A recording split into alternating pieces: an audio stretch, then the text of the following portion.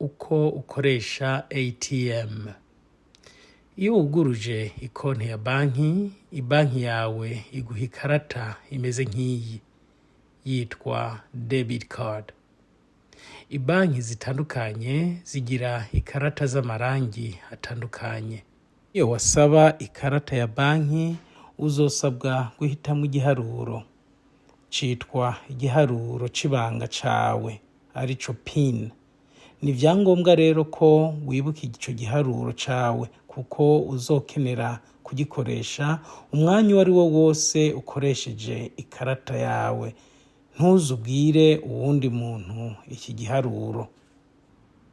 Niyo waje mu isoko ushobora gukoresha ikarata mu kugura ibintu. Amahera araheza agakurwa mu ikonti yawe ya banki.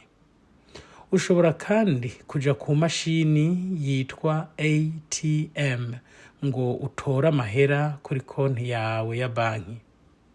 Iyo ATM irashobora kandi kukwereka igitigiri c'amahera ufise muri konti yawe ya banki. ATM ushobora kuyisanga aho banyweshereza imiduga no kuri banki nyene.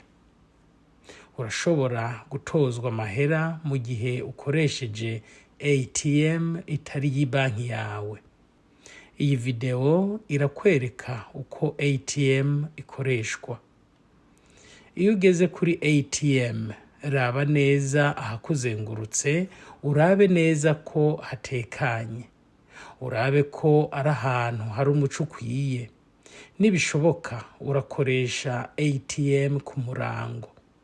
Hariho agahimba gato k'ikarata yawe ya banki kitwa chip. Uku niko gasa. Injiza ikarata yawe muri ATM, ako gahimba kerekeye imbere. Niyo winjiza ikarata yawe neza, ntuzongera kuyibona kugeza aho uboneye amahera yawe.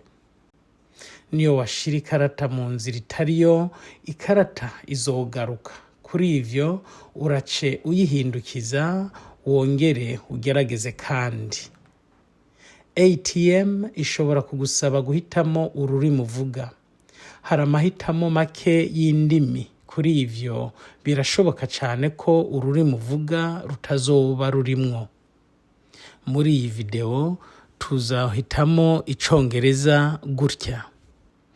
ATM izogusaba kwinjiza igiharuro c'ibanga.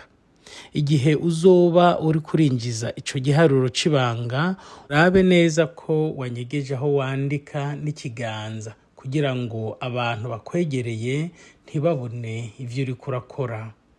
Niyo waheza kwinjiza igiharuro cawe c'ibanga, ATM izokubaza ico wifuza gukora. Ushobora guhitamwo amahera yihuta, gusohora amahera canke kumenya igitigiri c'ayari muri banki. Kenshi amahera yo muri ATM aza mu noti za 10 canke 20. Mu gihe uri kurasaba igitigiri c'amahera menshi, hari aho ushobora kubona inoti y'ijana.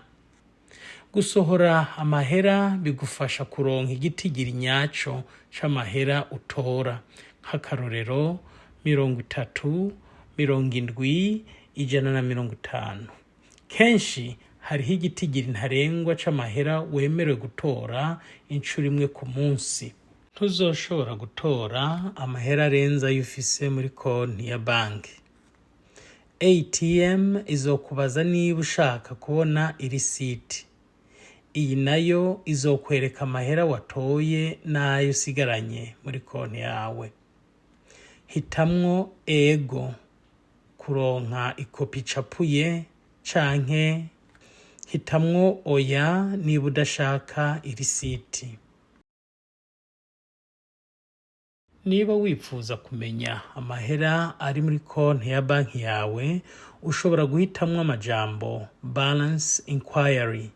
Ibuto ziri mu mbavu z'ikiyo. Ijambo balance rikoreshwa ku gitigiri c'amahera ari muri konti yawe ya banki ubwo nyene. Yarimwo aziyandika ku kiyo. ATM zimwe na zimwe zizohezanya nawe ukimara kuronka amahera yawe. Izindi ATM zishobora gusaba ko ukanda akamenyetso kameze nk'ako kugwiza gatukura karaho ukora wandika. ATM nyinshi ntizishoka ziguha amahera keretse ari hamwe ukuye ikarata mu mashini. Biroroshe kwibagira gutora amahera yawe, ikarata canke irisiti mu gihe uri kurihuta. Urabe neza ko wabitoye kandi wabibitse neza mbere yo kuva kuri ATM. Niyo wibagira ikarata yawe, subira kuri ATM ubwo nyene uyitore.